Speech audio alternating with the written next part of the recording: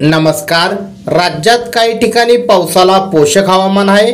मराठवाडा, विदर्भ आणि मध्य महाराष्ट्रातील काही भागात ढगाळ हवामान आणि हलक्या पावसाचा अंदाज असल्याचे हवामान विभागाने म्हटले आहे। तर दुसरीकडे राज्यात उन्हाचा चटकाही असह्य होत आहे।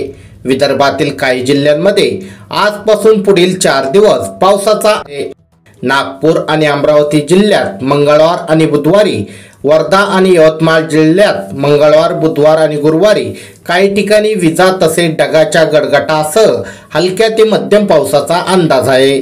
वाशिम, बुलढाणा, अकोला जिल्ह्यात काही ठिकाणी विजा तसेच ढगांच्या गडगडाटासह हलक्या ते मध्यम पावसाचा अंदाज आहे।